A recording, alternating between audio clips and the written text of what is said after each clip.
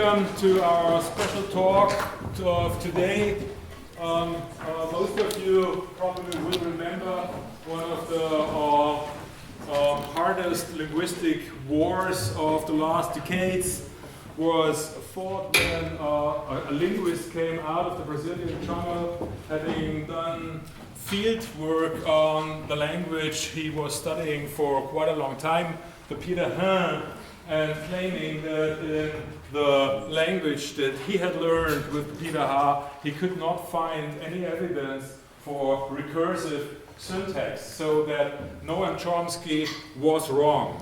And that is something that immediately led to reactions from the MIT that you can easily follow in the internet by just simply typing the name of then Everett and Piraha. And some of it is very substantial, but also there's a lot of very polemic articles and statements by some of his opponents. We are very glad that you are here. Dan started as a rock musician at the age of 11 and then went later, not at 11, but sometime later, went as a missionary, as I already said, to the Amazon, but living with the Pirahan, he lost his faith and got interested more and more in linguistics to our benefit. And this is maybe the start of a linguistic career that led him first to Campinas. This is a connecting point between us because our linguistic career started at the same university, basically, in the state of Sao Paulo, where he did both his master and his science doctor degree. Yeah. This is a bigger dissertation in Brazil, basically, both on his fieldwork on the Pirahan. Then I have to look at my paper now because I don't remember all the years and all the stages because it's quite a lot. Then he taught at Unicamp from 1981 to 86. Back in the US, later he was appointed full professor of linguistics and anthropology at the University of Pittsburgh. In 1999, he returned to the Pirahan and stayed with them for 3 more years. After an appointment as professor for phonetics and phonology at the University of Manchester, he went to the Institute for Evolutionary Anthropology in Leipzig, just around the corner, from 2005 to 2006. And then, from then on, he chaired the Department for Languages, Literature and Cultures at Illinois State University from 2010 until today. He has been the Dean of Arts and Sciences at Bentley University. Yeah. Is that all correct? That's correct. Yes. Okay. He is author of more than 100 scientific articles and 11 books, some of them going beyond linguistics and digging deeper into general anthropological questions. One of them, The Grammar of Happiness, is of biographical nature, but since it is hard to separate life from work in your case, also introduces into some of the core ideas of his work. I found also a list with 24 prizes, but I will refrain to read them for you. He widened his thinking later in the years following the Piraha experience and continued addressing core questions on universals in language and its importance for anthropology. How did language evolve and how is this development connected to cultural practices and cognitive competences? Today he will give a talk that has the title of his latest book on this, How Language Began, the Story of Humanity's Greatest Invention. And please join me in welcoming Professor Everett at Freie Universität Berlin. Thank you for coming. Thank you very much.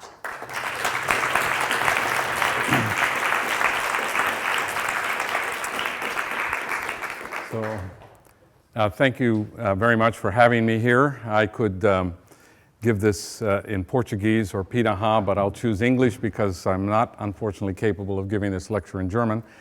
This is the book that he was referring to. And so let me give you a summary of this talk before we begin. Language is the greatest technology ever invented. There's nothing we can do as humans that we consider significant without language, largely. An invention, and so let me make it clear what I mean by invention. An invention is a technology that emerges from a culture. So the light bulb was not, in that sense, invented by Thomas Edison or whoever you think it was invented by. That's another reason. We can't ever really unambiguously identify the inventor because these things emerge from the culture. And somebody gets associated with the final stages of it, but you couldn't have invented a light bulb without somebody having studied electricity and talked about wiring and all sorts of other things. So in that sense, Homo erectus invented language at least 1 million years ago. Neanderthals and Sapiens were born into a linguistic world. So they grew up hearing language, if I'm right. So let me give you a couple of other things. Communication to me is the transfer of information. So that by that definition, a thermostat communicates. I say that because sometimes people point that out as though I had overlooked that fact. But I have not overlooked that fact. Language is the transfer of information via symbols. Grammar helps, but not necessarily essential to it. This is interesting, a new paper that I quite like, even universal grammar advocates are beginning to recognize this. This is a quote from a paper by Elliot Murphy on labels. There's a new thing happening in minimalism, labeling. For the past 2 decades, it has been widely assumed by linguists that there is a single computational operation, merge, which is unique to language, distinguishing it from other cognitive domains.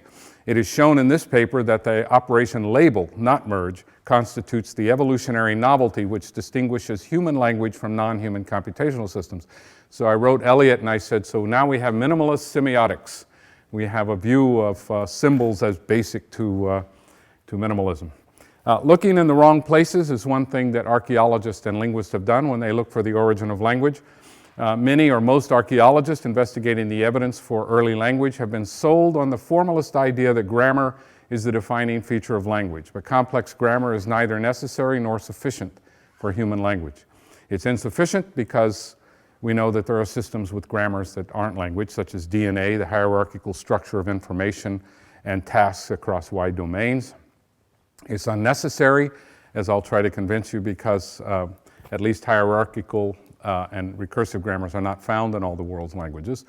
Nevertheless, grammar is vital, ultimately, to complex information transfer, and so more complex grammars appear naturally over the course of human history. I will be talking largely based on some of the ideas of Charles Sanders Peirce and what I call the Peircean progression, and I believe that Peirce inadvertently predicted the course of the evolution of language. The first thing that, and this is a series of signs, indexes are common to all living creatures. Every living creature uses and interprets indexes, which are signs physically connected to what they represent. So smoke represents fire because it's physically connected to it. Smell represents the object you're smelling because there's a physical connection to it. Images can index, but usually are something else. That takes us to the next level, which are icons. What I'm going to tell you is that these things appear in this order in the archaeological record, just as Peirce would have predicted, and by the time we get to symbols, we have language. Symbols are intentional and they require culture. And I'm not going to go right now into the duality of patterning. That's an important next step, followed by compositionality and 3 types of grammars, which are formally identical. If you were a mathematical linguist, you would find all these grammars to be identical in their computational power. At the same time, they're very different in their cultural relevance and in the ease with which they can be invented. And that's the primary difference between them, although they have characteristics and can be defined. So I don't find formal equivalence in this particular context all that significant. Somebody could convince me of it otherwise. So here's an example of an index. You see the smoke, you know there's a fire. Now we come from a long line of primates. The first primate fossil is that we know of is 65 million years old, found in North America.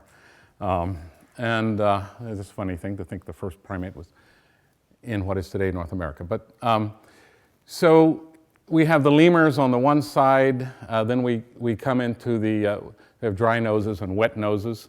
And then one of the interesting things is all monkeys, all primates of the New World have nostrils that face outward or upward. All monkeys of the Old World have nostrils that face downward. And where do our nostrils face? They face downward. We're monkeys of the Old World. And this goes down into the different varieties of humans, from Australopithecus to Homo erectus to Neanderthalensis, Denisovans, and Sapiens. I'll have a little bit more to say about that. I think some of the distinctions that archaeologists have made are a little too fine. They could be right, but I don't think they're all necessary. So communication is found as soon as we enter the animal kingdom. All animals communicate. Probably trees communicate. They get information, you could say that. So it just depends on how you define information, but this is not a talk about the nature of information per se. We can ask questions about it later. And then we get down to the classification of homos. The first homo proposed was by Louis Leakey, Homo habilis, which means the ability to use basically handyman. That's what it means. Homo erectus strictus sensu, Homo erectus ergaster. And I'm going to argue that these are unnecessary and that really all the archaeological record supports is this. Homo erectus, Homo neanderthalensis, and Homo sapiens. Homo erectus is the parent of the others. So all animals use indexes. What is the first animal we know that really used icons? Australopithecus africanus. And we find that from the Makapansgat Manuport, which is currently on display in the British Museum. A small little stone that was found, and that is about 3 million years old. This is the stone, found in a cave in South Africa of Australopithecus africanus. That doesn't come from that cave. It was carried from miles away, and it's about this big, so a little too big to get caught between their toes. They had to carry it. Why do you think they carried it? Well, it looks like the smiley face on t-shirts that you can buy. It's fairly clear, and this is the standard interpretation among archaeologists, that they brought it up because it looked like a face.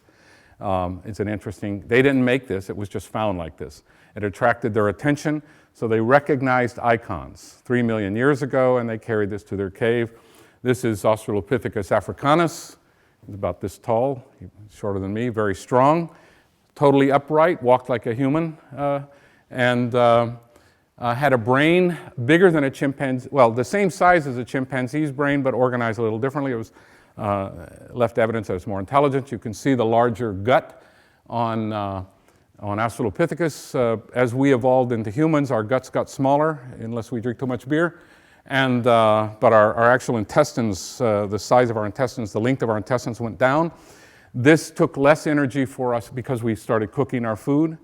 And this started changing the need for these advanced intestinal abilities to break down plants.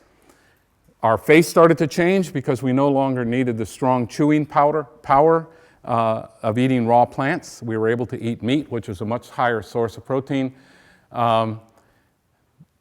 But these creatures were very smart and start to show the initial stages of progress towards modern humans.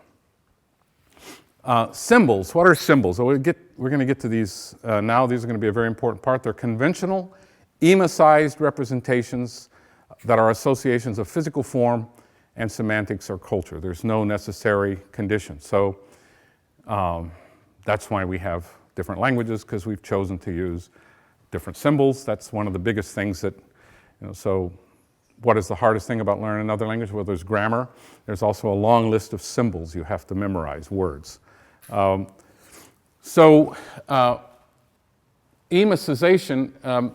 emic and etic are two concepts that I use a great deal in my work. They come originally from the work of the linguist Kenneth Pike, my first teacher in linguistics, but they've been very influential in anthropology, in the work of Marvin Harris and the work of Clifford Geertz and others. Emic, if you were a generativist, you might think of them somewhat as like the surface observation versus the underlying observation, but emic means the perspective of the insider. Etic is the perspective of the outsider. They come from phonetics and phonemics. So this guy is about the smartest guy that he himself thought he was the only person who compared to him in history was Aristotle, and he wasn't so sure about that. But probably he was the smartest person to come out of the U.S., Charles Sanders Peirce. Nobody liked him. He never got a good job. He died penniless with 100,000 pages of writing that had never been published that was discovered by his friends at Harvard who decided they should publish it, and it transformed. So it turns out that he invented formal logic before Frege, and it's considered a better system. He invented semiotics before Saussure. He invented pragmatism before William James. In fact, he got so upset with William James taking credit for pragmatism because he didn't think William James understood it, that he changed the name to pragmaticism. And this in spite of the fact that his only sole means of support was donations from William James and other friends. But he still was, he made, his only degree was in chemistry. He made many discoveries in astronomy. He's the first person to discover that the Milky Way rotates.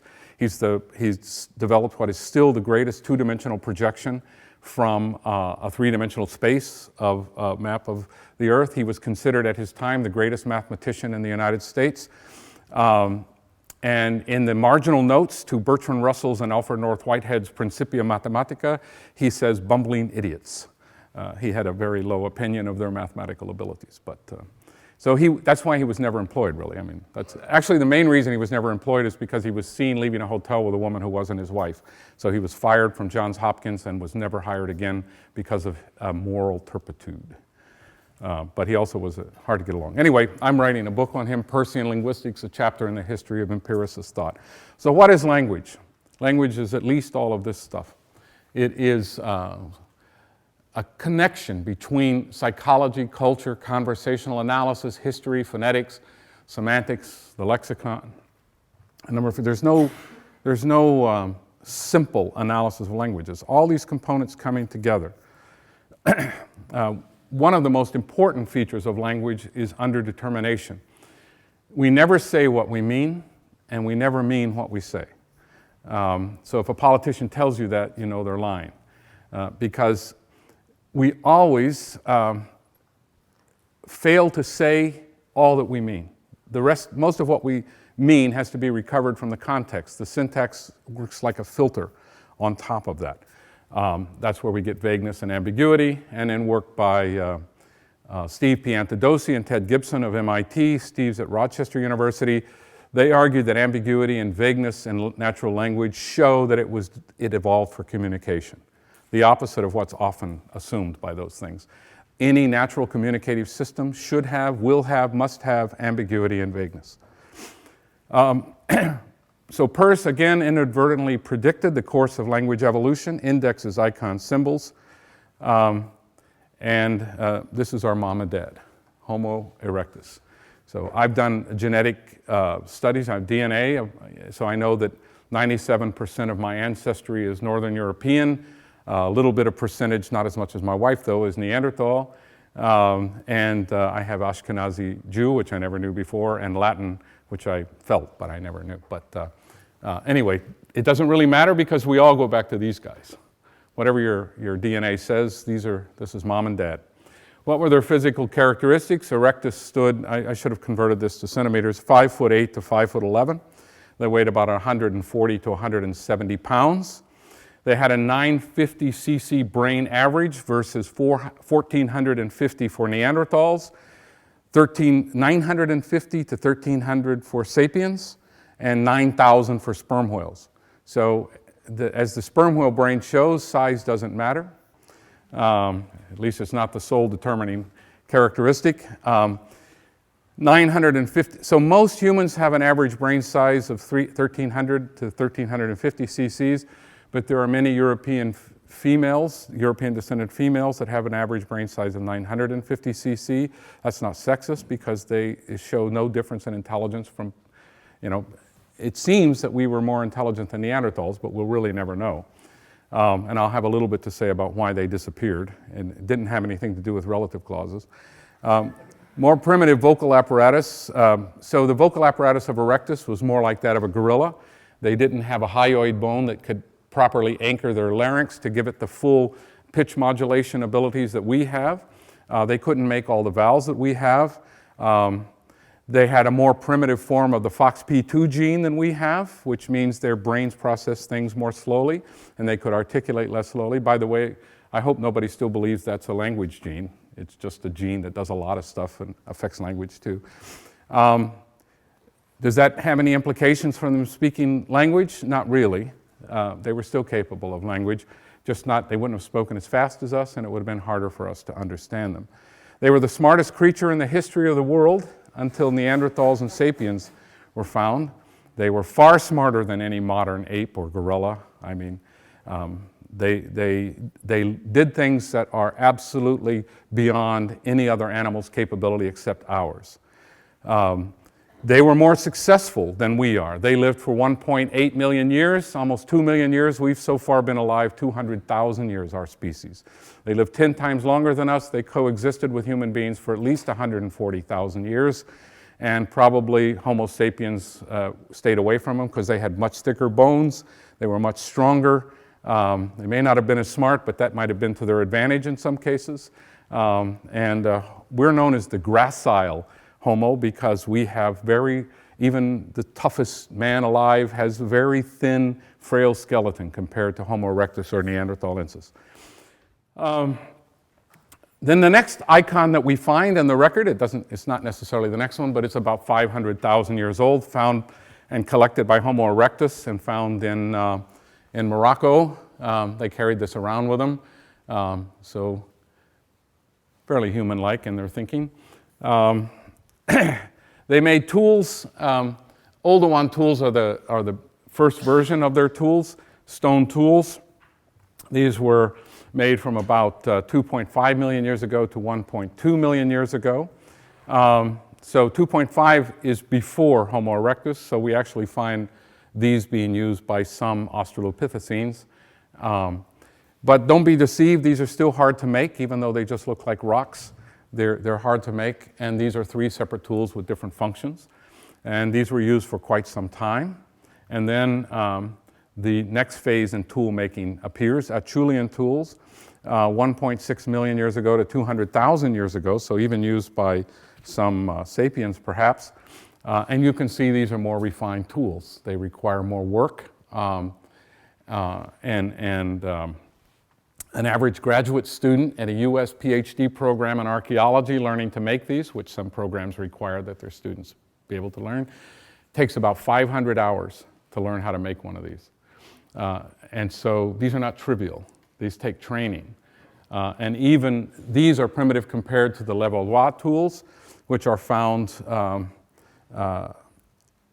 probably a little bit before Neanderthals, which means they probably were used by some erectus, and they required correction and instruction. What does that mean? It means these were hard enough to make, the Acheulean tools probably as well, but these were so much harder to make, it required a very different process that imitation alone doesn't seem to have been enough. I watch a lot of hunter-gatherers transmit cultural abilities to their children, although hunter-gatherers that are Homo sapiens, not Homo erectus. And language is not used in a lot of the process, but there are always key moments where a parent corrects or says, no, this way. And that may be all they say, but it's crucial that that be said. And most archaeologists would agree that these required correction. We also find in their tool inventory 400,000 years ago, thrusting and throwing spears. And these were found in Germany, the actual wooden spears that were preserved for 500,000 years. This is a throwing spear. There are thrusting spears, which means you had to run up to the mastodon and stick it in. These kinds of spears start to show us the evidence of culture and hunting culture and working together and making tools that fit a specific function. Then I really started getting interested in these facts when I was in the Israel Museum in Jerusalem and just wandering around as I do. I usually have no concept of what's in the museum before I go there, which is ignorant on my part. But walking around and I saw this thing, it said the oldest work of art known, 250,000 years old, and I figured they must be off by a zero. Must only be 25,000 years old, but no, it's 250,000 years old, the Venus of Barakat Ram. There are other artworks that go back this age. This is not entirely formed by Erectus, but it is, we see evidence, there is evidence on it for some shaping and some dyeing of red ochre. So this is part symbol, part icon. But here's another thing about symbols that archaeologists have, I think, been overly concerned with finding symbols in special environments rather than everyday environments.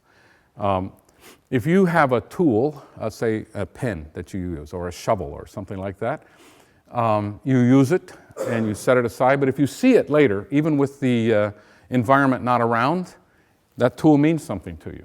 You think about the tasks you do with it. The pen may remind you you have to write a paper, or that may bring up warm feelings of literacy, whatever. But these things represent not only the task that we're doing at the time, but the cultural values that are behind the tool.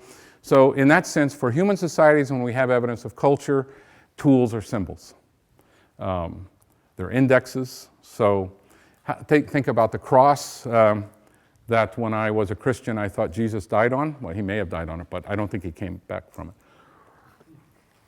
Anyway, so you see the cross, and the original cross was an index. It had his blood on it, presumably, and that was physically connected to what happened on the cross. But later it became stylized, and if you're a Catholic, there's a dead guy on the cross. It's a crucifix. And if you're a Protestant, there's nobody on the cross because he was resurrected. But it's now not an index anymore, it's an icon. So the same thing can be an index, an icon, or a symbol. In fact, it becomes a symbol of Christianity.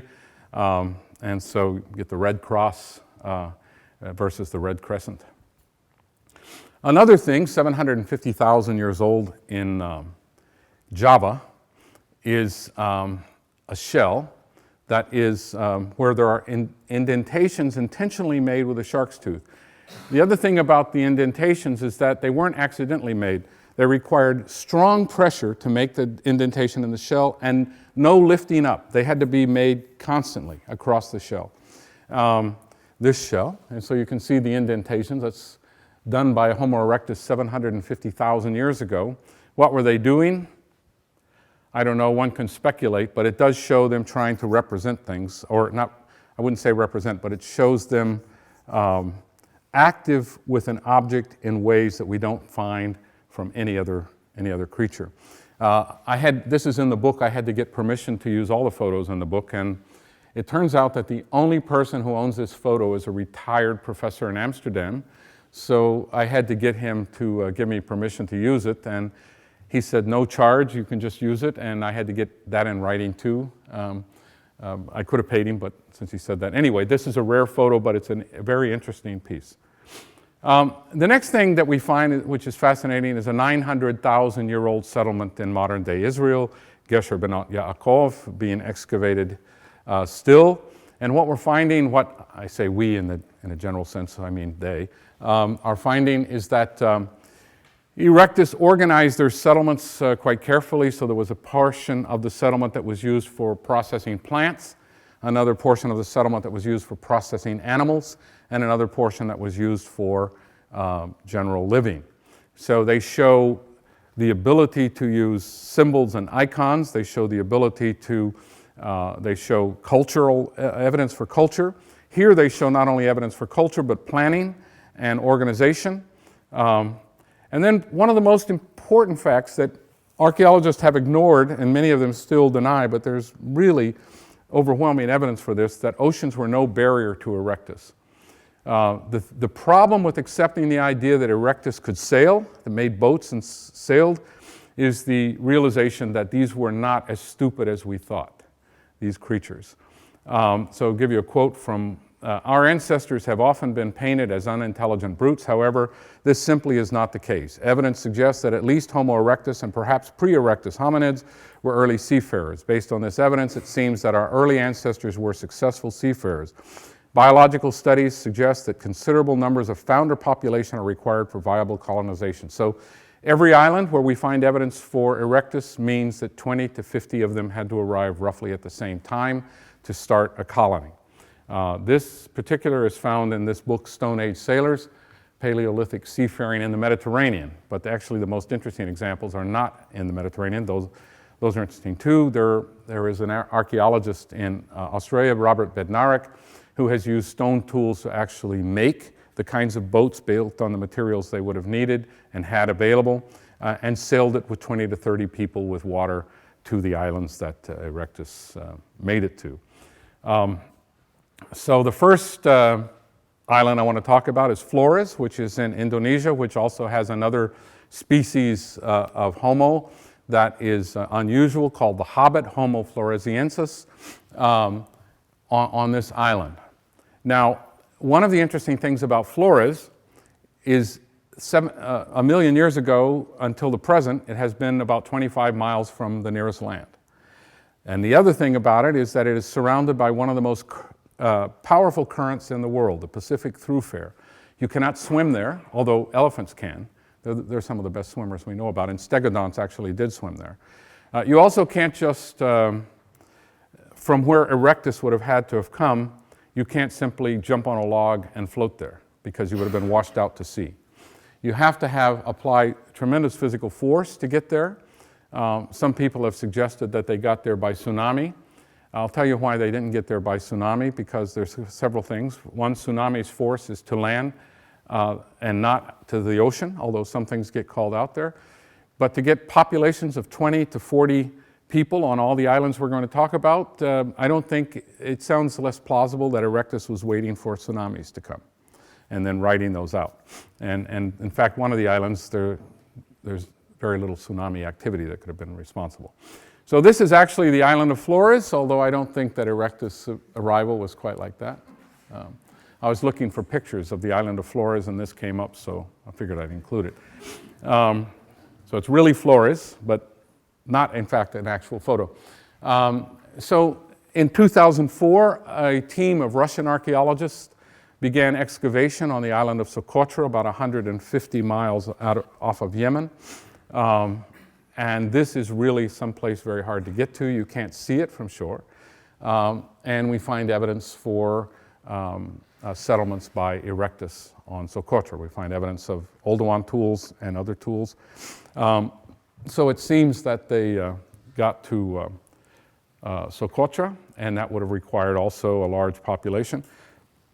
Now, it's possible that they were simply sailing their vessel or paddling their vessel close to the shore and wind blew them to Socotra, or it's also possible that they were exploring. We don't know that, but we do know that they got there successfully with enough people, enough of a founder population to live. The next island where we find Erectus colonization is Crete, which was the particular part of, it was never connected all the way by land. The Mediterranean was lower then, so there were more islands, but there was no land bridge from where they needed to go to Crete. And we do find evidence for Erectus in Crete. And there's work being done right now by people looking at Erectus sailing to Gibraltar and other parts of the Mediterranean. Not Neanderthals, not Sapiens, but Erectus. So what were some of the abilities they had? They had the ability to plan, to organize settlements in a linear or even hierarchical order. They had ocean travel. They made tools. They also engaged in persistence hunting, which there's a book out now called The Origin of Science, which not only says that language originated with Homo erectus, which my claim, but that science originated with Homo erectus. Because if you know what persistence hunting is, we are the greatest runners on the planet with only a couple of exceptions. A human being can run to death any other creature that's four-footed, a deer, a horse, a camel, whatever. We can run them to death because they are unable to cool themselves off as they get hotter and hotter while they run. So if we can anticipate where they're going to go and we can stay behind them, they will die. And if they don't, they will collapse in exhaustion and we can kill them. And that's how Erectus hunted. That's how the Suya people of Brazil still hunt. And the Kayapó, they hunt by, with big clubs, chasing game down out on the open plain. And to do that, you have to predict, you have to think, you have to know the behavior of these animals, you have to have some idea what's going to happen. The evidence for culture comes from planning, tools, and burial arts. So in Spain, we find, Atapuerca, Spain, we find an example of an erectus, or a dead erectus, presumably buried, with a hand tool that is made of quartz. It's quite colorful, and it's called Excalibur. Archaeologists call that Excalibur, but it seems to be the first burial rite that we know about.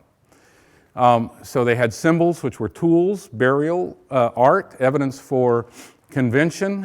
These are the evidence for symbols, correction, communication, and advanced levels. Now, if you're a linguist, you want to know about duality of patterning. This seems to be fundamental to the development of grammar. So the duality of patterning is taking meaningless elements and making something meaningful. So take the word see and the word a, or the sound a, and the sound t and s. None of those mean anything, but put them together and you get cats, which does mean something. So duality of patterning is one of the fundamental building blocks of human language. And so how might the first word, this is, just think about it. You see a saber-toothed cat run by you. Maybe you yelled something, shamalama ding dong, or something a little less complicated. If somebody else repeats that the next time they see a saber-toothed cat, that's a good way for words to start. And then if you start to take it apart, you break it down. As soon as you can analyze it, you get duality of patterning, and that gets slot filler. So one thing that the structuralist linguists knew back in the 50s and 40s is that the most important part of grammar is having slots and fillers. So take John saw Mary. John is in the subject slot, and the filler is a noun, proper noun in that case. Saw, the slot is the verb, and the filler is a verb, the predicate with the filler of a verb. Or take C-A-T-S. The slot of the onset is filled by a velar consonant. The slot of the nucleus is filled by a vowel. So that once we start to get slots and fillers, we get substitution, and we get the ability to build up larger units from smaller units. And we get what it can be called syntagmatic versus paradigmatic organization, which are the fundamental organizational principles of grammar. So once you have symbols and you have slots and fillers, you get linearity, you get a linear grammar. If you just put two symbols in a row, which non-humans are able to do, you get something like a grammar, except that if you don't use it consistently and you can't really do anything productive with it, you haven't quite grasped the principles. But ultimately, it is not conceptually difficult to imagine how to go from symbols to linearity, duality of patterning. And so the idea that we have complex languages today, which we most certainly do, doesn't mean that there needed to be a special jump, but that this was all built up by baby steps, and that whether the operation that eventually forms most grammars is binary and endocentric or exocentric is really merge is far less significant than the duality of patterning and the slot filler and the ability to manipulate symbols. The next steps are emissization and dark matter, because once again, if I say she came in here, who am I referring to? Well, we don't know unless we know the context. If I say flying planes can be dangerous, which flying planes, what exactly do I mean? The syntax doesn't tell us. The culture and the context has to tell us. I won't give you the definition of dark matter of the mind, but you can read about it here in one of my penultimate books. So culture, so let me talk about what I mean by culture. Anthropologists use culture in a lot of different ways, so do other people. Culture is an abstract network shaping and connecting social roles, hierarchically structured knowledge domains, and ranked values. Culture is dynamic, shifting, reinterpreted moment by moment. Culture is only found in the bodies and behaviors of its members. So there's no culture out here between us. In a sense, there's not even any shared knowledge between us. We grow up in a particular environment and we learn things, and we internalize those, just like there's no language out here. And that I agree with Chomsky. There's no such thing as language in some sense that we all have the same thing. So our individual life experiences lead us to peculiarities, but also to values that are fairly similar. Our values overlap. And these are the things that frame our communication, along with the interactions. Also, to me, the basic unit of language is not the word, not the sentence, but the conversation. So you didn't have language until you had an exchange, and you didn't need much to have an exchange. So just think about this. Two guys are in a bar, and one guy's kind of drunk, and the third guy is sitting at the bar, and his wallet's kind of coming out of his back pocket. And the two guys are looking at his wallet, and they know they could take it, right? You know, and one of them shakes his head at the other one, so they don't take it. No words were exchanged, just one shaking of the head, but these ideas were transmitted and communicated fairly clearly because of culture. So no culture, no symbols, no language. Well, where did grammatical complexity come from? Let me first go to this slide. This is one of the most famous articles of the 20th century, especially in information theory, by Herbert Simon, who's in 1978 won the Nobel Prize in economics, but also is one of the pioneers of programmable computer languages. If you believe the foundation myth, which is false, that cognitive science began September 11th, 1956, cognitive science existed before that, and that's a foundation myth, like the forefathers of the United States and that kind of stuff. But Herb Simon gave a paper at this conference along with Chomsky and George Miller and others. So in this paper, in 1962, which is something he was already working on then, my thesis has been that one path to the construction of a non-trivial theory of complex systems is by way of a theory of hierarchy. Empirically, a large proportion of the complex systems we observe in nature exhibit hierarchic structure. On theoretical grounds, we could expect complex systems to be hierarchies in a world in which complexity had to evolve from simplicity.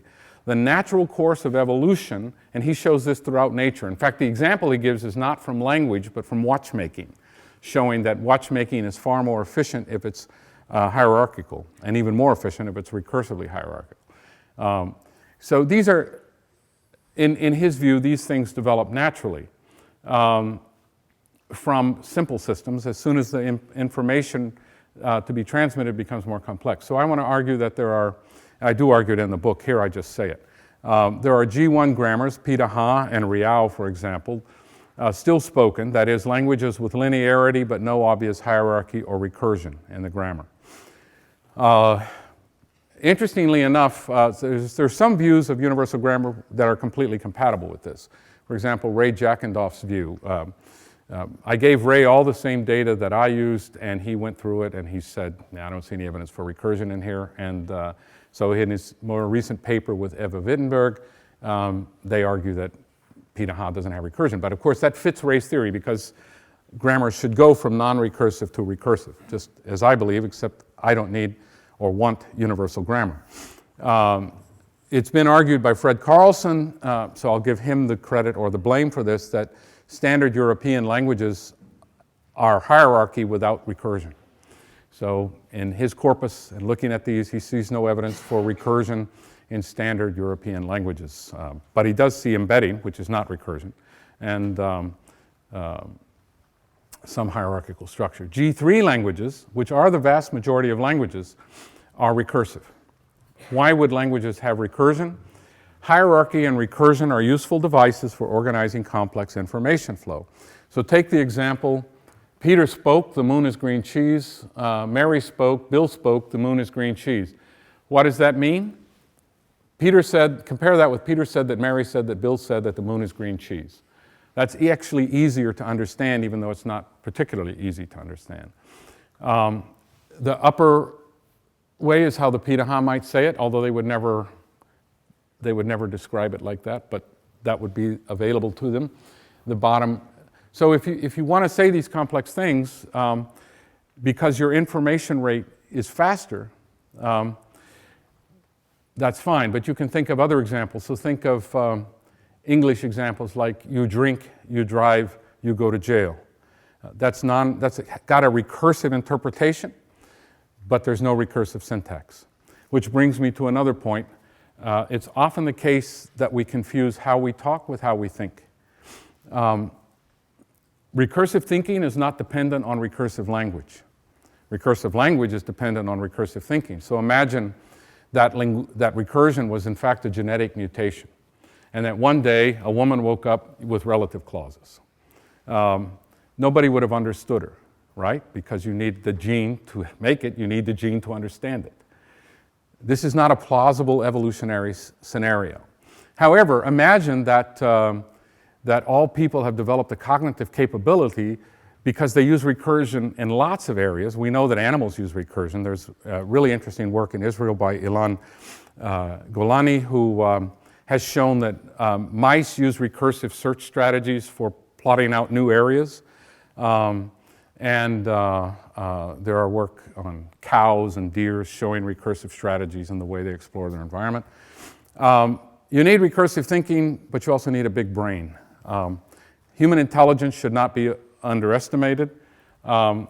So the fact that somebody doesn't talk recursively does not mean they don't think recursively. It just means that recursion, if it's true, is not necessary for language. It is necessary for thought and communication. Topic avoidance in conversation versus topic avoidance in thought. So I may, when I'm thinking, think of proper names, but when I'm talking in English, I might use pronouns.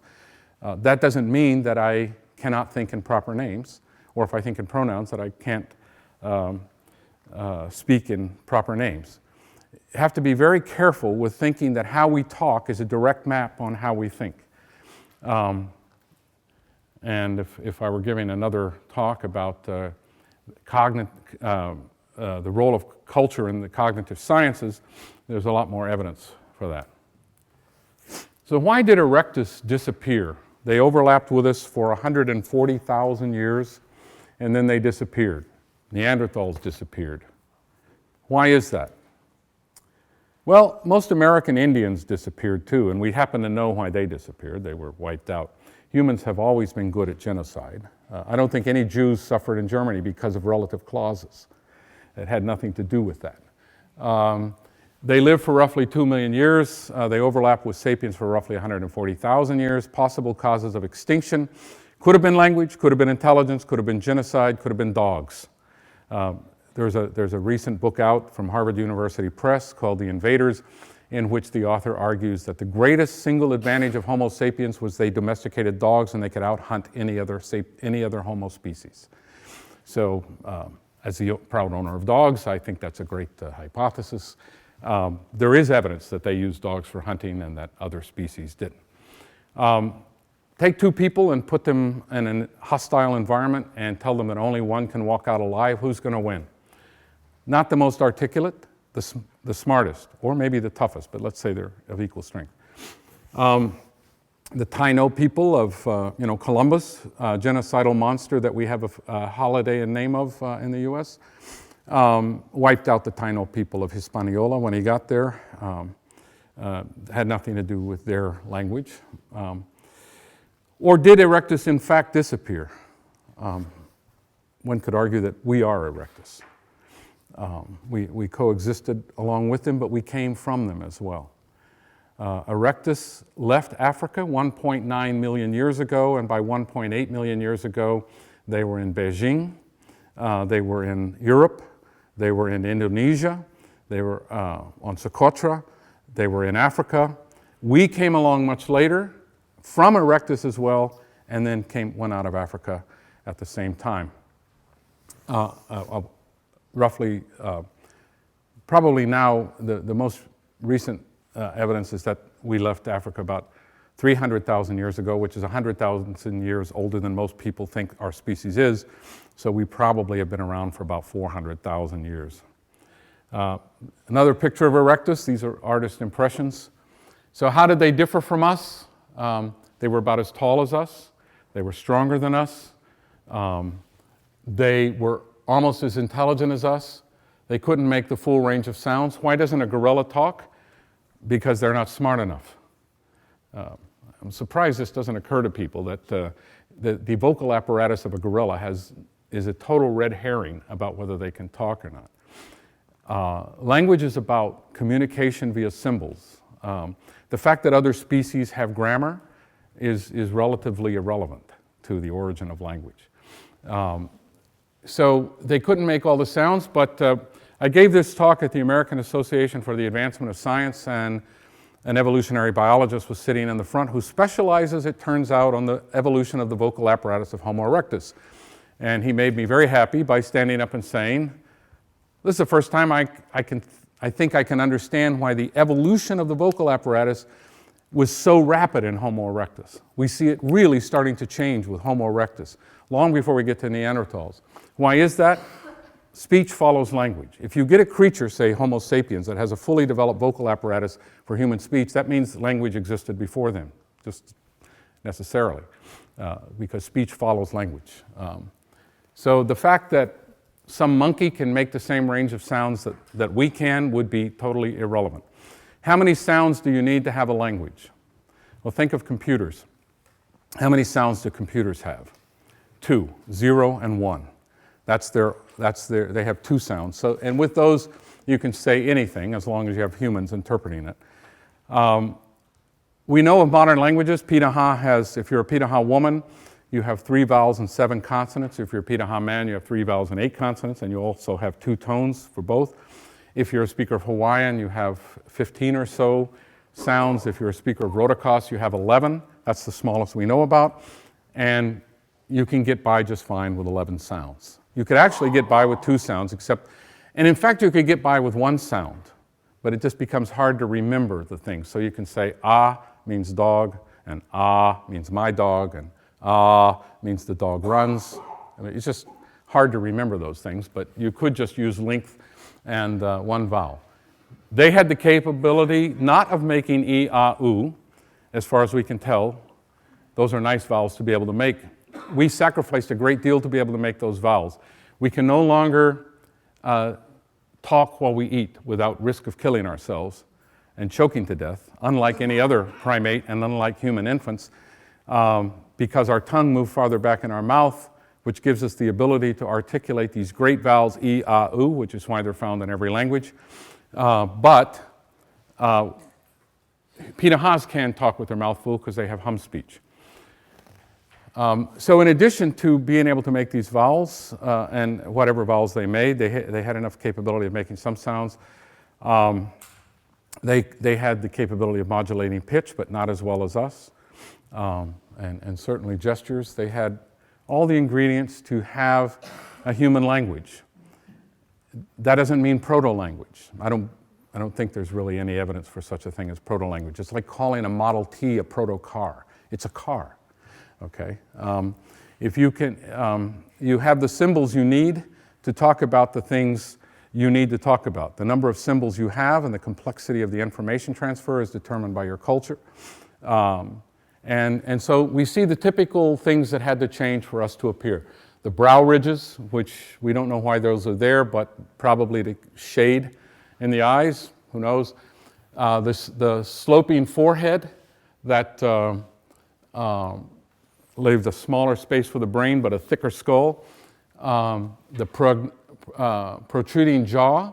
Actually, the chin probably wouldn't have been quite this developed because we're the creatures that have as opposed to all other homos, our chins are much more pronounced. But they had a smaller articulatory space. They weren't able to make as many sounds because of the shape of their dental arcade. It was parabolic, and then later it started to flatten out with us as the mouth went in, and that had to do with diet and changing diet. But they had everything they needed to have language in the sense that I've been talking about it as the arrangement of symbols. And in fact, that is the best explanation we have for how they were able to sail, how they were able to create symbols, how they were able to build the kinds of settlements that they built. and how they were able to hunt effectively animals so much larger than them using tools. So I'll stop there and see if there are questions. Thank you.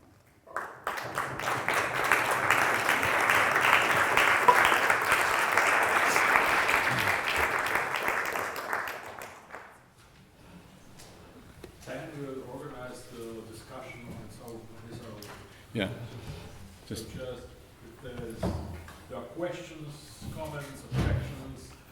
And don't be afraid of offending me. I've been offended many times. I'm used to it.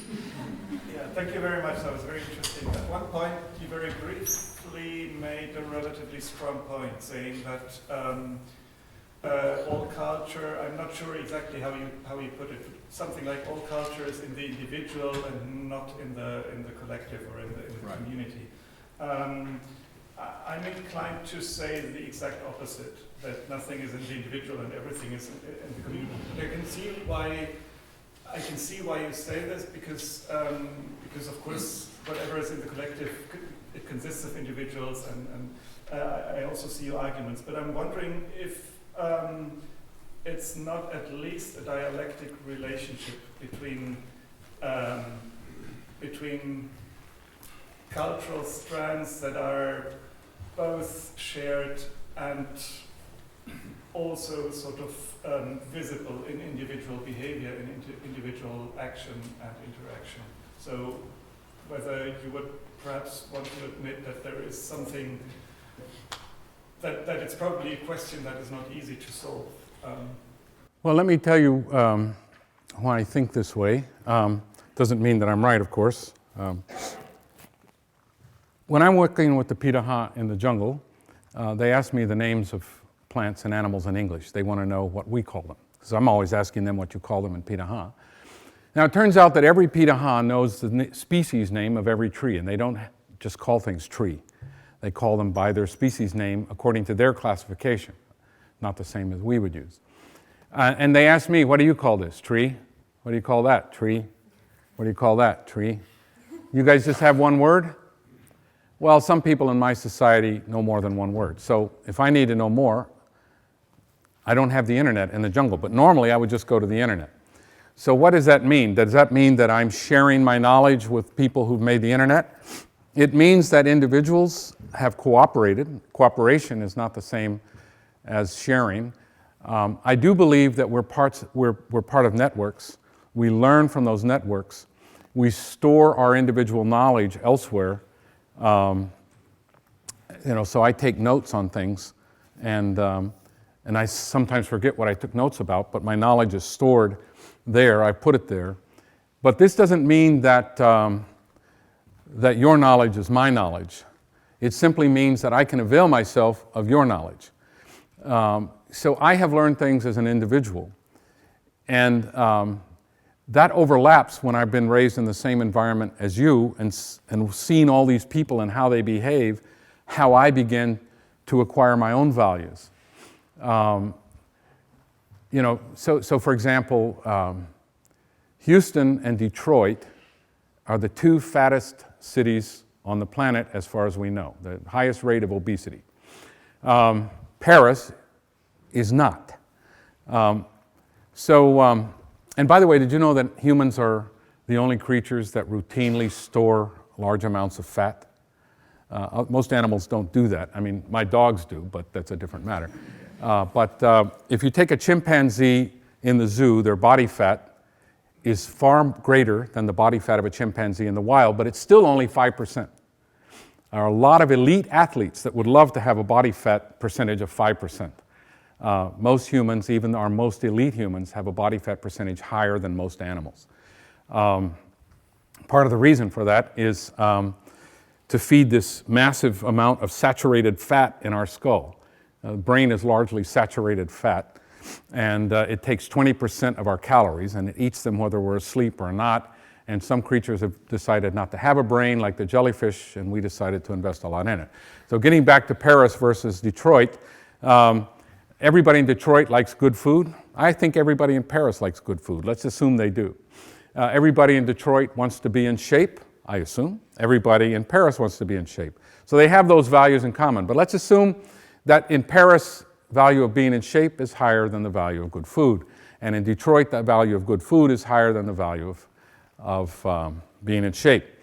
That's not the explanation I'm proposing. I haven't studied this at all, but that would give different body styles, different body shapes. If I grew up, until I was about 13 years old, I thought that beef gravy was a drink that we had at dinner.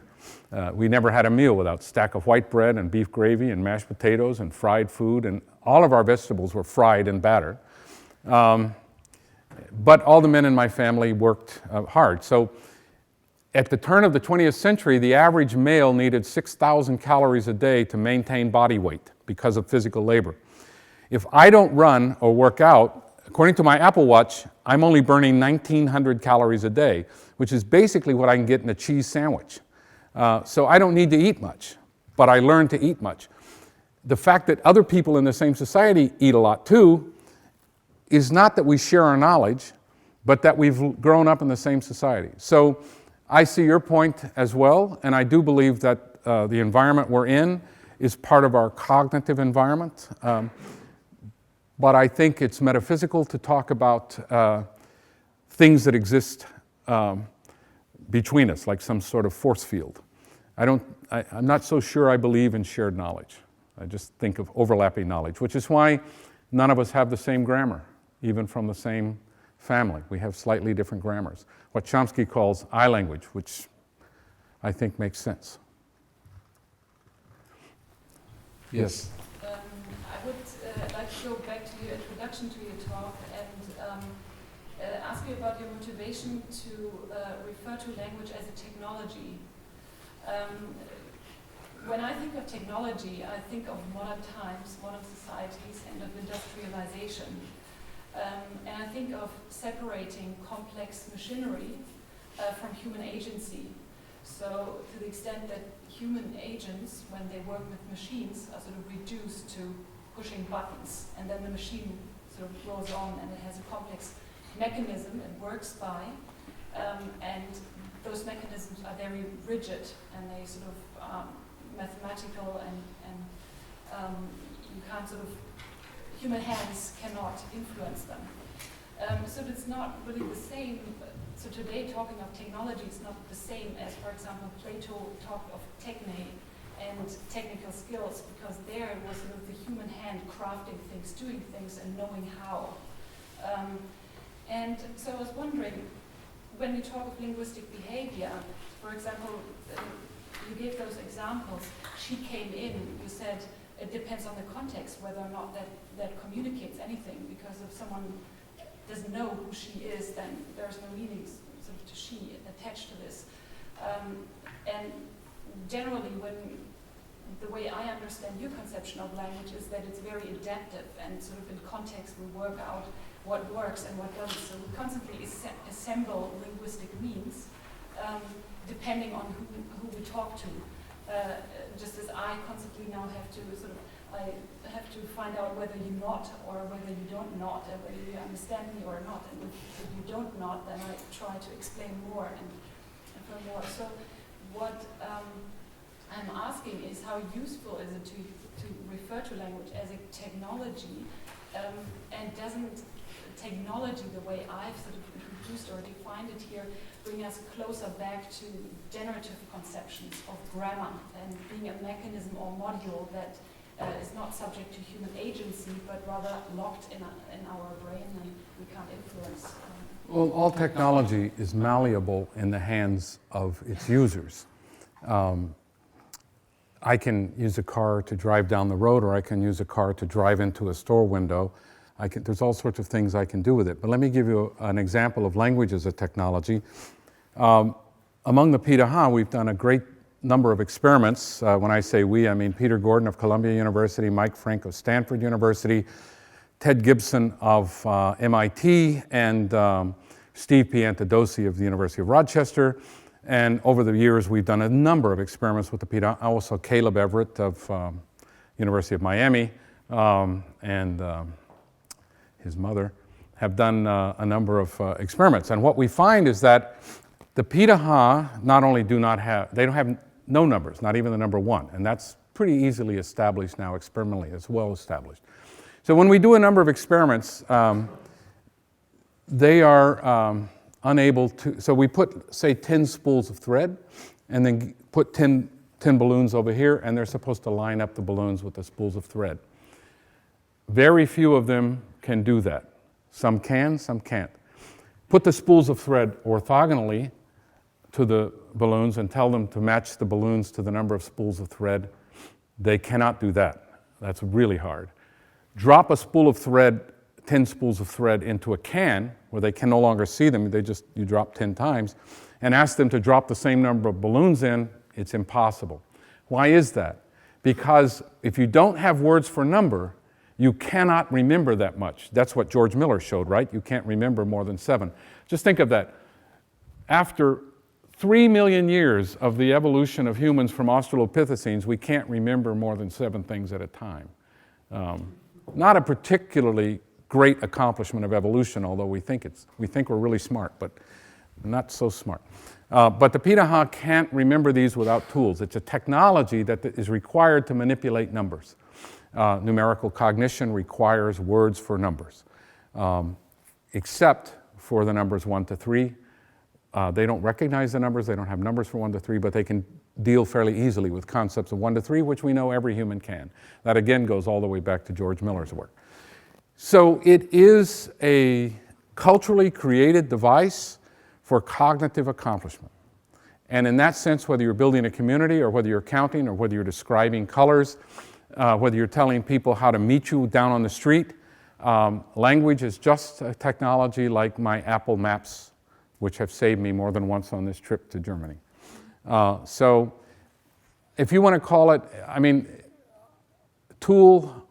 a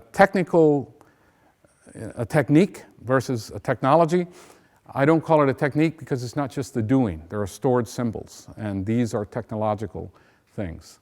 So it's true that some technologies don't seem to be as flexible as others, but I wouldn't limit language by saying that it has to be just like a hammer, for example, which is also a technology.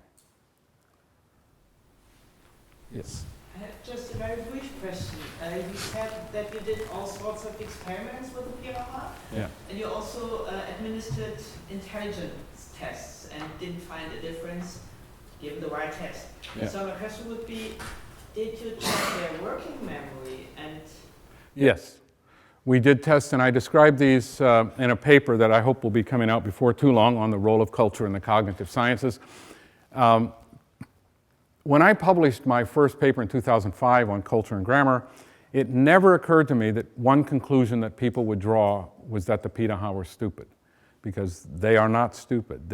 In fact, if anybody, when I'm with them, they think I'm stupid, because I'm the guy who calls everything a tree and doesn't know how to hunt and is perfectly inadequate to function in the jungle without their help. So they take pity on me. But the psycholinguists who went down wanted to do these tests so they would have evidence and proof that that's not something to appeal to. So we did short-term memory tests. We did both in terms of the Corsi test, where they had to follow blocks around, and then we did nonsense syllables, phonological memory tasks. And by these tests, the Corsi test didn't do so well, because this shows that psychological methodology also is culturally bound and will not also always function as we expected. But the phonological memory, when we first just gave them a group of nonsense syllables, they couldn't remember any of them, or at least they weren't saying they could. But we reorganized them so that they had sort of the prosodic pattern of Pitaha words, but they weren't Pitaha words, and then they could remember large numbers of syllables. So it had to fit culturally. In some of the tests, they did just as well as MIT undergraduates, which some people take as a sign of intelligence, but not necessarily. Manfred. Yeah. I appreciate very much that you put the spotlight on the abilities of Homo erectus, because I think the myth that they didn't have an elaborate communication system just doesn't work when you see what they achieved. This is, I think, very clear. Now, I have one question about the nature of the communication system. There are these theories about a gesture or a cursor or or some start of language in gesture. Now, this could be a plausible idea because gesture is richer in the ability to use iconicity to represent many different notions. So this might be something that is plausible. And my second question is, what did then happen with Homo sapiens? So why was our species, even if we coexisted for several, maybe 150 years, 150,000 years, why was Homo sapiens at the end more successful? Has this to do with some feature of language of Homo sapiens? Was it something else? I just wanted to hear your opinions about it. So in the book, How Language Began, I have a chapter on gesture and why I don't believe it was the foundation of language. And in that, I draw on the work of University of Chicago psychologist David McNeil, who's published a series of books on gesture and why gesture, when it becomes a language, a sign language, displaces consonants and vowels. It doesn't work with them, it displaces them. Gesture as part of language works with it. So they could have had, almost certainly had gestures as part of language, but I don't think the language would have begun with gestures. Why did Homo sapiens survive? Well, I could ask, why did any number of species survive over other species? There are lots of species that died out. It could have been because, I think the most obvious is we're smarter than they were. We could out-hunt them, we could outdo them in everything. Some estimates of Homo erectus intelligence put them at about an 8-year-old or a 9-year-old. That's pretty smart by the standards of any other creature on the earth. But it doesn't match up a Homo sapiens. So I think the fact that we're smarter, if we outcompeted them, and we also had dogs, and we also had better tools, that's probably all you need. I don't see the need to do any more than that. The Piraha, if Brazilians decided they wanted to wipe out the Piraha, they could today. I told the Piraha this one time. I said, you have to be careful. They could wipe you out in one day. They said, oh, we would just go into the jungle. They couldn't find us. I said, they don't have to find you. They put a case of poisoned whiskey on the beach, and you will all be dead. Well, that's right. We would all be dead. Yeah. So it's, I said cachaça, not whiskey. But so the Piraha are just as smart as we are, and they have a perfectly functioning human language. Bring a Piraha to Germany to live for several years, and pretty soon they're going to be using recursion, is my bet. We have done studies of their Portuguese. Jeanette Sackel has published 3 articles on their Portuguese to show that they use non-recursive Portuguese, but that some men are starting to learn connecting particles that could be the beginnings of that kind of thing. So Erectus died probably because they were less smart than we are, but it could also be that there is a theory by Milfred Wolpoff, which is different from the out of Africa theory, which is the multi-regional theory, which is that they never died off, that we are them. So they just evolved to us and evolved into sapiens in many parts of the world independently because they weren't that different from us from the day they walked on the earth. So we are them. There are DNA studies that argue against that. Wolpoff has some interesting replies to that. So either they still are around and they're sitting here, or they died, but we're not quite sure why. But there are any number of reasons. There's this Hockett paper, and he names 13 design features, and I'm especially interested in displacement. Yeah. And how displacement and language goes together, and also storytelling, which is just an elaborate form of displacement, talking about the event in the past or future or in fantasy. Hockett's 13 design features of language were part of the subject of my 2005 article, which was Cultural Constraints on Grammar and Cognition in Piraha, another look at the design features of human language, in which I argue that some of his features don't work. Right. But As far as displacement, it's the ability to talk or refer to something, talk about or refer to something that's not here. And that's something that humans, that's really unusual with humans. But again, if this bottle of water were empty and it made you think of water, that's displacement because the water is no longer there. That's a human cognitive ability that is not necessarily part of language, but as soon as we have symbols, we have displacement. Because a symbol is a conventionally agreed upon sign to represent something that is not necessarily here. So I agree that displacement is vital to human language. You don't usually see dogs doing things that are not triggered by the immediate environment. Although, my wife just emailed me before this talk to say that my dog is still watching out the window waiting for me to drive up. Jeff Pullum would say that's a stupid dog. He has a whole article on dog behavior and this loyalty to their masters and showing up at the grave every day. And he said, they're stupid animals. This person's not coming back. We all know that, just the dog doesn't know that. But it's still a form of displacement, in a sense. Storytelling? Storytelling is a much greater form of displacement because it appeals to cultural values. And so, yes, we can go far beyond symbols in the things that we can talk about. Fiction, for example, is an extreme form of displacement. It's something that never happened, but it's very interesting that we have opinions about, so to show somebody a picture of a unicorn, they'll have a strong opinion about what a unicorn looks like, although they don't exist, which is an interesting fact. Other questions? Yes? Yeah.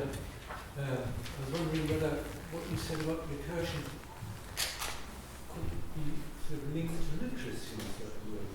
That because like societies, like this society, have developed kind of like external storage place, stored it up with language, if you like, say it this way, and we can edit it, we can sort of refer to it. And we don't need to relate to the immediate Right. context-bound situation. So we can sort of elaborate language.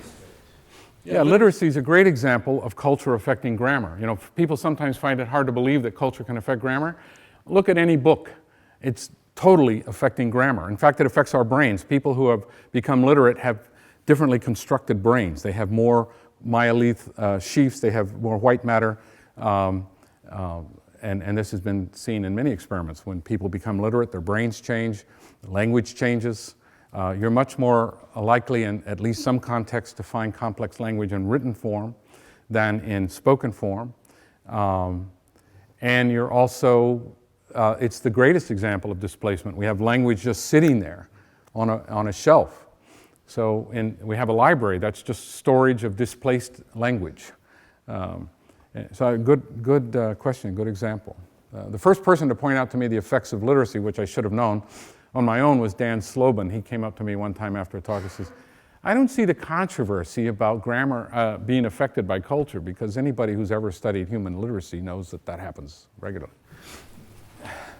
Yeah, I wanted to ask whether one particular thought that occurred to me during your talk seems correct to you or not.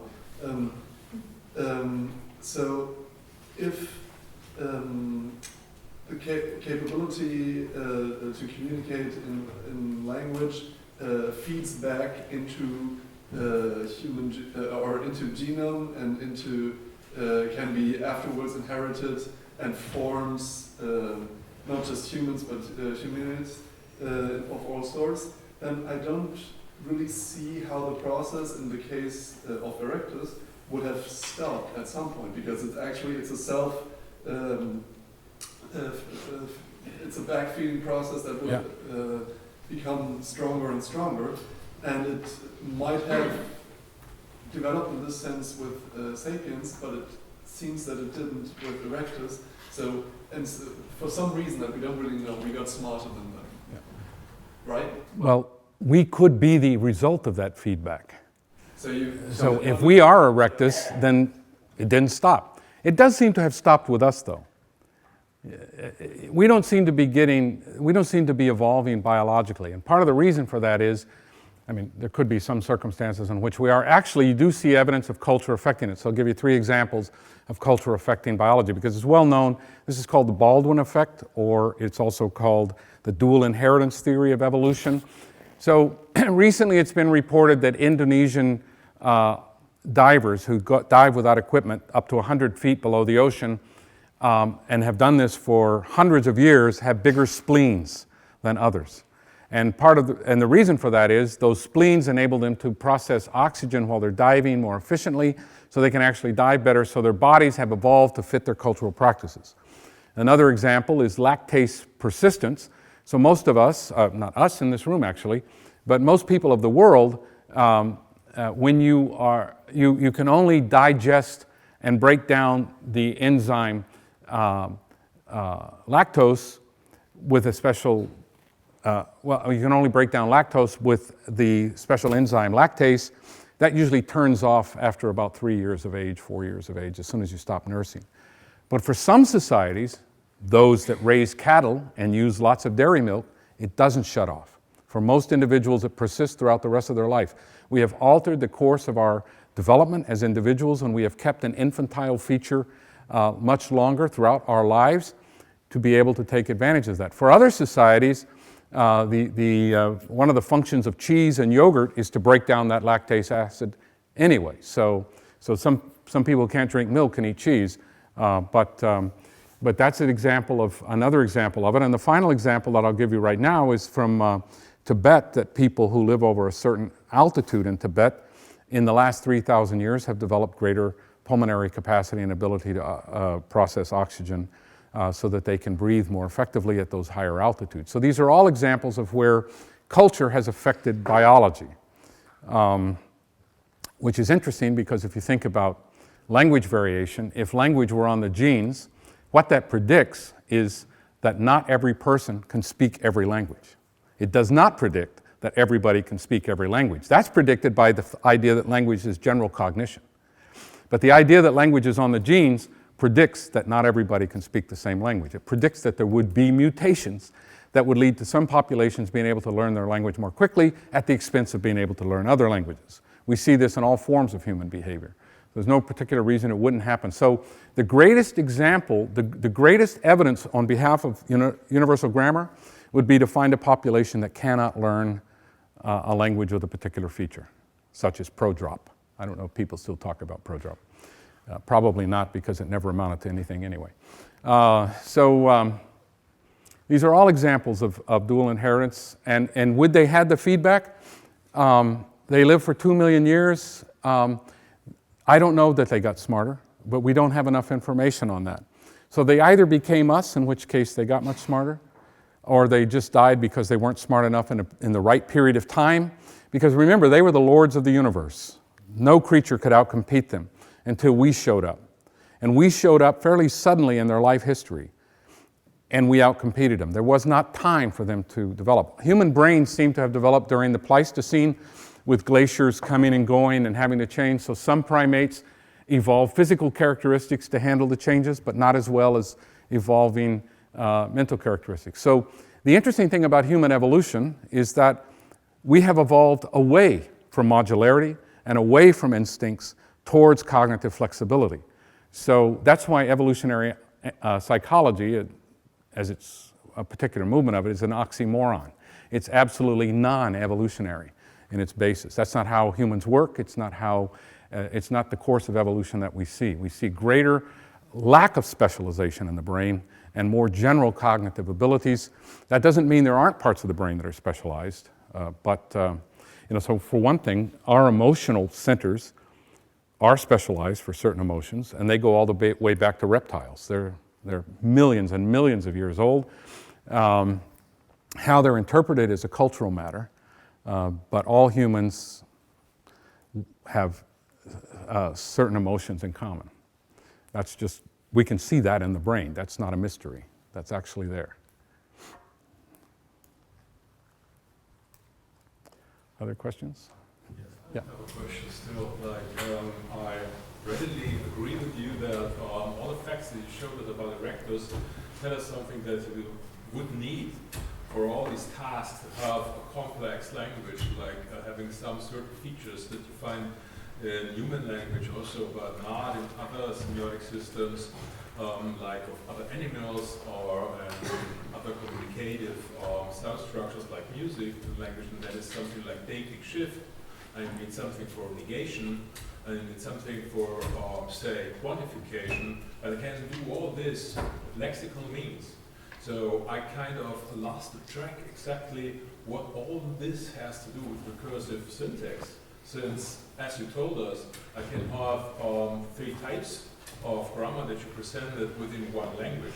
They are accessible in German. If you have, exactly this is the argument coming from people studying variation of one language, that in oral narratives, as we read already at lunch, you have a lot of what people in Freiburg working on orality called aggregative syntax, and having what you call hierarchical and integrative syntax, and recursive syntax they call integrative styles, basically, ways to treat one language. So I see that what I need to say to another island, I can express by lexical means. It doesn't really need a certain type of grammar.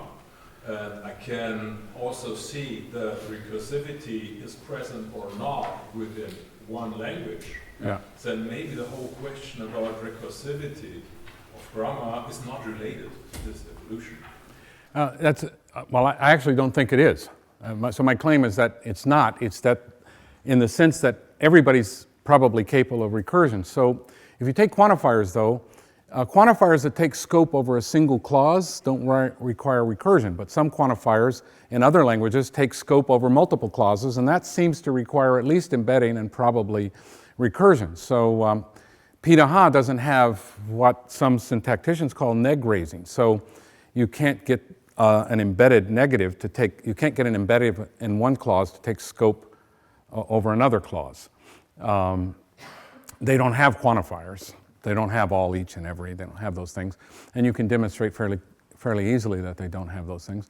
But in terms of recursion, in Dark Matter of the Mind, I analyze several P2H texts, and I show that those texts have recursive thought. They have ideas within ideas, and that they are organized at the textual level differently than they organize their sentences. To me, as well as to Chomsky's teacher Zelig Harris, sentences are immediate constituents of paragraphs, which are immediate constituents of discourses, which are immediate constituents of conversations. So just as we would not study morphemes without studying words, we shouldn't study sentences without studying text, because that's what they're constituents of. It's only because of the 1950s and the emphasis on a particular form of computational linguistics that the sentence bias entered linguistic theory, which is quite unfortunate for us. But recursion, the P2H think recursively. That's pretty clear from their textual organization, but it doesn't appear in their grammar, and that's a cultural choice. It's not saying they can't think that way. So, for example, the newspapers and magazines that have reported on P2H work say they have no concept of the past and no concept of that's bullshit. They don't have past tense and future tense. Every P2H knows that if they woke up today, they were alive yesterday. And they know that their dad died many years ago. They just don't talk about those things, and they don't have specialized terms for talking about them. There's no word for yesterday and no word for tomorrow. But I never claimed that they can't think about the past or the future. I simply said that they don't talk about it, and that's a different matter. There's a lot of stuff that we don't talk about that we think about, right? That's what gets some professors fired for sexual harassment. I won't go into all the stories of being a dean, but one deals with these things on a regular basis, or can. I mean, hypothetically, I wouldn't say that it happens at any particular university, but so we should be sure that we don't always say what we think, and in fact, we never do, and there are taboos on things you can talk about. And so you can think of not talking about the past or the present as a taboo. And in a similar sense, recursive structures, they like to keep the information rate slow. It's an oral environment in which there's lots of background noise, and if you have lots of redundancy and have only verb frames or simple sentences as information, you can follow it a lot more effectively. There's no particular mystery there, and it doesn't mean they're stupid. It means, in fact, they're quite smart in the design of their language for a noisy environment. And remember, too, that consonants and vowels for the Pitaha are just one channel of discourse. They whistle, they hum, they can communicate effectively through various other channels of discourse, none of which seem to have recursion, however, but if somebody showed me recursion in the whistle speech, which I still get lost in, I would have to admit it there, but I can't follow it, so nobody that I know of is going to go down there and discover it right away.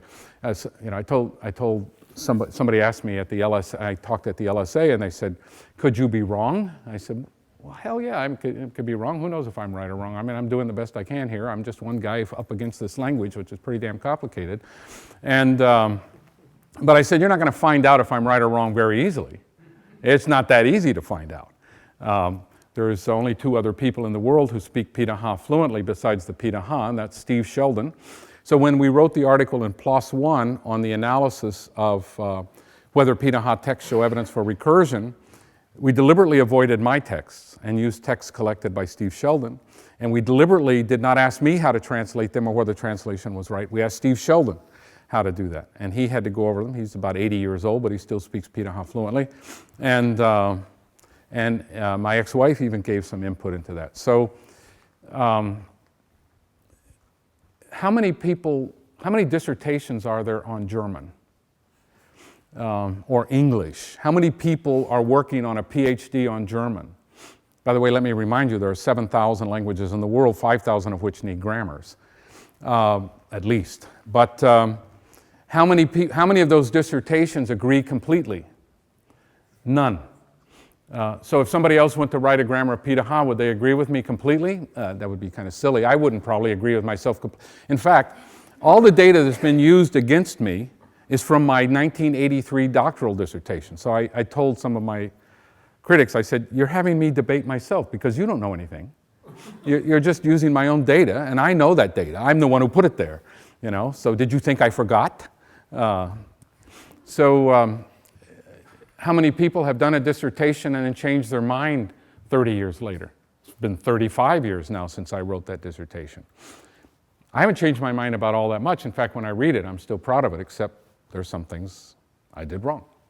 And if I had to rewrite it, I would in those crucial areas. Yeah. There are experiments with apes, I think chimpanzees and bonobos, and there are some that are able to communicate via sign language or lexicons, but not all of them are able to do so. Even when given training, some just refuse to learn. And do you think that's also a possibility maybe for Homo erectus, that some of them were able to communicate via language and some weren't? I don't know. I think that it's implausible because it had such tremendous abilities, and if it was easy for them, there's no reason they wouldn't have used it that I can think of. Apes, I think that it's quite possible that some apes learn symbols, in which case, even if they don't have they're not able to do all the syntactic operations we can do, I would still not withhold the word language from what they can do. But that's controversial, and not all apes have learned to do that. It's quite special. We know that some dogs can learn up to 1,000 symbols, and my dog knows about 4 or 5, but so they vary, and we vary. It is clearly the case that humans all learn to speak. In Language, the Cultural Tool, I attack the idea of the critical period. We don't know what it means to learn language fast. The fact that every human learns language by the time they're 12, nobody knows if that's remarkable or not, because I don't actually think language is that hard, so why would it surprise me that something that everybody needs, everybody learns to drive when they're 16 too, but that doesn't mean it's innate. But there are some people who don't know how to drive, who choose not to drive because it's not universally necessary. So my explanation for why everybody learns language is because they grow up in a highly language-intensive environment, and that's the way to survive. Yeah. I have several questions considering the language of Do you think there would be any chance that recursion could anyway be intentionally introduced to that language? And is Piraha actually also an evolving language? If not, does it mean that their culture is not evolving or changing, or maybe it's all maybe in the future? Okay, so let me try to answer those. Piraha certainly could get recursion if they needed it. That's not, as I say, they show it in their texts. Will they get it in their sentences? There's no evidence that they are, but if Piraha start to learn Portuguese better, they might through Portuguese. They might find a need for it. It wouldn't surprise me at all. If I heard that there was a village of Piraha who could speak Portuguese, no Piraha can carry on a normal conversation in Portuguese. Some of them know a little bit of it, but not much, and that's what Jeanette Sackel has studied. But if you told me there was a group of Piraha that suddenly had learned Portuguese, a group of children who are now bilingual in Portuguese, I wouldn't be able to predict what the effects of that would be on their language. Are they evolving? Well, we're all evolving in a sense. We're evolving culturally. No human that I'm aware of is evolving biologically outside of new cultural needs, right? So in that sense, biological evolution seems to have stopped outside of cultural needs, and cultural evolution seems to have taken over. So yeah, the Piraha are just as, so let me give you an example. I met a Piraha girl that was kidnapped when she was about 4 years old and raised in a Brazilian community, and she was running a store and making change and talking perfect Portuguese. Didn't remember much Piraha, but there's a good example of that. There's nothing innate about the way they do these things. It's just, these are just cultural facts.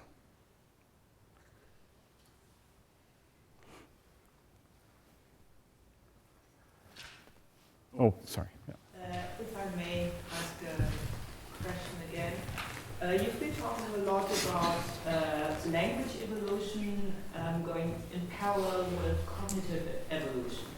And you also stressed the point that language is important for correction, which you need if you have very elaborate tools.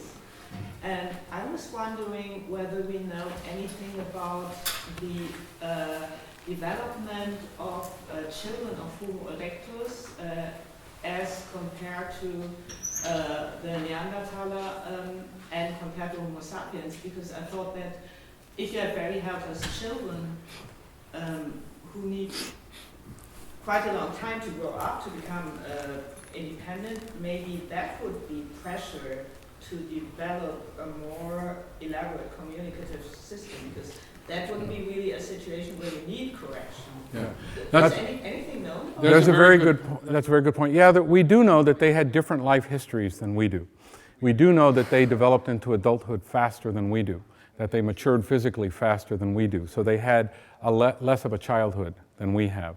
And I agree with you that the longer childhood is an advantage in several ways for us. I mean, it's a tremendous advantage. Although I think we're extreme now in Western culture. I tell my college students that it takes about 30 years now for a child to reach independence, which is sort of exaggerating. But sure, they had a different life history, and what are the implications of that for language? Pretty similar to the implications of the different vocal apparatus and the different FOXP2 gene. They were slower thinkers. They couldn't make sounds as fast as we make them. They couldn't have learned as well as we learn. But these are all relative. I mean, just think of all the experiments with other apes that have shown that they're almost there. Whether you think it's controversial or not, we show that they're getting really close. Now think of a creature twice that smart, a human. Homo means human. These were humans. I actually find it sort of racist to withhold the idea of language from them, but that's just... Homo erectus, there's an American comedian, Rodney Dangerfield, and his famous line is, "I don't get no respect." And that's the way I feel about Homo erectus. They're these beautiful human creatures that... an emotional argument is not an argument of science. I'm not claiming that it is. But so they had different life histories, they had different abilities than us, but they were human beings. They were far smarter than any other creature, even creatures today that almost seem to be on the threshold of language. We know that It has been claimed, and to my mind convincingly, that elephants can learn symbols, that horses can learn symbols, that great parrots can learn symbols, that apes can learn symbols, that chimpanzees and bonobos can learn symbols. Erectus could have put them all to shame. It could have learned far more than they did, from all we know about its brain. In How Language Began, I have 4 chapters on the evolution of the brain, and 1 chapter on language deficits, of which there are none. I mean, those don't exist. That's one thing I try to show you in the book. There are no such things as language deficits. There are simply cognitive impairments. There are language deficits once we've learned language. This is the research of Evelina Federico at MIT, that the only language-specific deficits are damages to the brain after language has been acquired, not before. And they're not heritable, Steven Pinker notwithstanding. And twin studies, by the way, don't work, also Steven Pinker notwithstanding. There's just no evidence for these things. Just like the family that was found in Boston or wherever they were found that all had a syntax deficit, but in fact it turned out they were just stupider all around.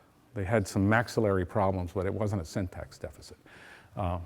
Anyway, so now that I've given you my gratuitous opinions on a lot of research, I want to thank you all very much for having me here and for tolerating my non-German and speaking English, and for being kind. And if you want to come up and yell at me now individually, that's just fine.